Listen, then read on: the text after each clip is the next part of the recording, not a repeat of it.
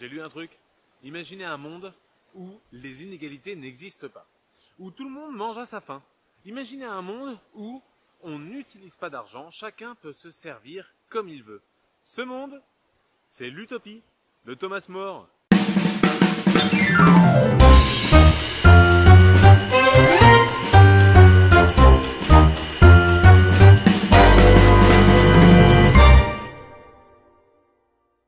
Et ce monde incroyable, il existe depuis 1516, puisque Thomas More, un avocat de la grande bourgeoisie anglaise, écrit ce livre en latin sous le nom de Utopia, l'utopie, ou le discours du très excellent homme Raphael Heath Lodey sur la meilleure constitution d'une république par l'illustre Thomas More, vicomte et citoyen de Londres, noble ville d'Angleterre. Rien que ça.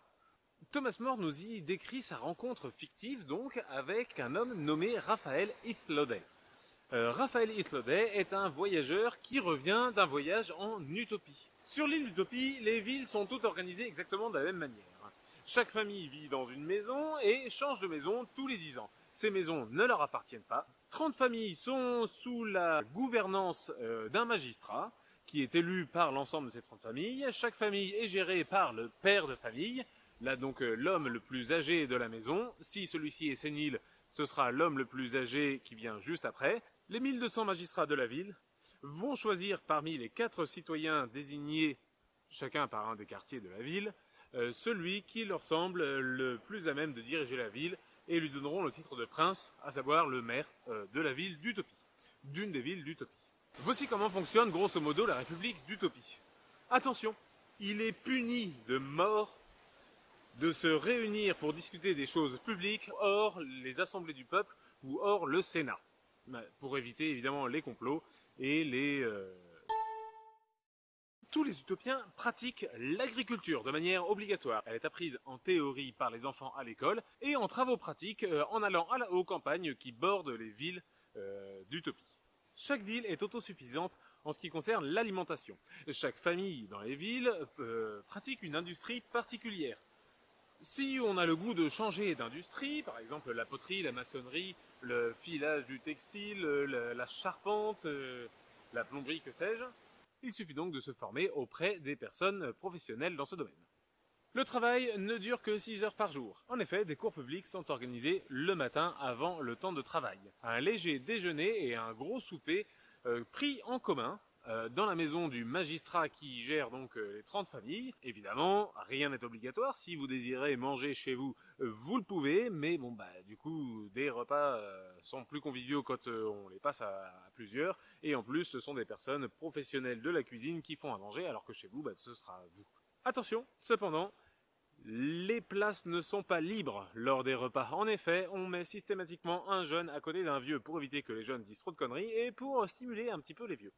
Chaque quartier possède 2 marchés, un marché d'objets usuels fabriqués donc par les différentes familles de l'utopie et un marché de marchandises, de consommables, dans lequel chaque père de famille vient s'approvisionner.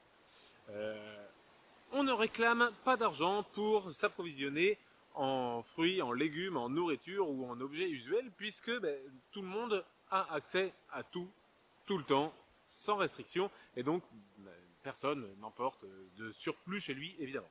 Si l'on n'a pas besoin d'argent pour acheter à manger ou des objets, c'est bien pour éviter que l'or et l'argent ne soient l'objet de convoitises comme ça peut l'être dans les sociétés européennes. En effet, la propriété individuelle étant interdite, nul besoin pour les utopiens d'accumuler des richesses afin d'être sûr de ne manquer de rien, puisque la République d'Utopie fournit à tous ses citoyens tout ce dont ils ont besoin pour vivre et mener une vie bonne. Quel usage fait-on donc de l'or et de l'argent? Eh bien, on en fait les usages les plus vils, comme le décrit Thomas More dans son livre. On en fabrique des pots de chambre, ainsi que des chaînes. Ce sont les chaînes que les esclaves portent. Les esclaves portent des bagues en or aux doigts, des boucles en or aux oreilles, un frein d'or à la tête, ainsi que des chaînes en or. L'or et l'argent sont donc la marque de l'esclavage. Et quant aux pierres précieuses, eh bien les pierres précieuses, quand les utopiens en trouvent, ainsi que les perles et autres coquillages précieux, on les polit, parce que c'est toujours joli, et en fait, on ensertit les jouets des enfants. Ainsi, les enfants, grandissant, se rendent compte que tout ce qui est pierres précieuses est quelque chose qui est vraiment associé au monde de l'enfance et donc n'a aucune valeur pour les adultes. Les voyages sont possibles en utopie, à condition d'avoir demandé la permission au magistrat de la ville. Permission souvent accordée, mais si vous voyagez hors la permission du magistrat de la ville et que vous vous faites attraper, vous serez ramené manu militari dans votre ville d'appartenance. Et si vous voyagez une deuxième fois sans la permission du magistrat ou des magistrats de la ville, eh bien là vous serez réduit en esclavage. Ça rigole pas en utopie.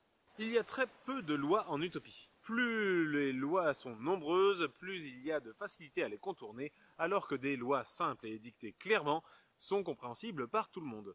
Par conséquent, il n'y a pas non plus d'avocat en utopie. C'est marrant que Thomas More écrive ça, sachant que son métier est donc avocat. Pour lui, les avocats ne servent à rien sinon à détourner la vérité au profit de ceux qui les payent.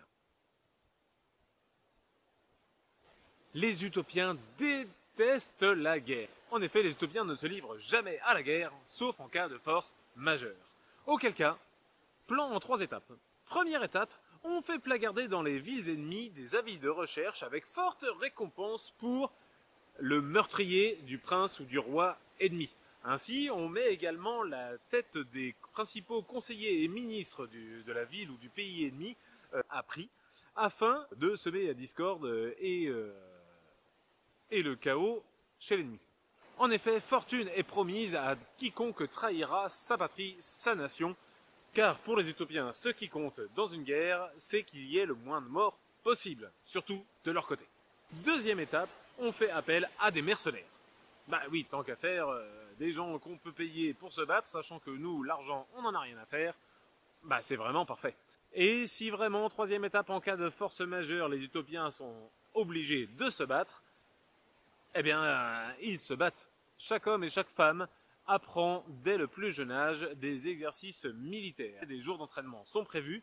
Si jamais les citoyens utopiens sont amenés à se battre, ils se battent aux côtés de leurs proches, de leur famille, ce qui, d'après Thomas More, insufflera beaucoup plus de courage à nos citoyens utopiens pour combattre l'ennemi, entouré de sa famille, plutôt que de passer pour un lâche ou un poltron devant tout le monde. Il essaiera de tout faire pour défendre les gens qui lui sont chers. Il y a plusieurs cultes, plusieurs religions, plusieurs croyances en utopie, mais il est une chose fondamentale, c'est que peu importe le Dieu en quel tu crois, au final, c'est forcément toujours le créateur de l'univers. Et donc, par conséquent, toutes les religions, même polythéistes, sont une seule et même religion. À partir du moment où tout le monde a compris ça, il n'y a pas de problème.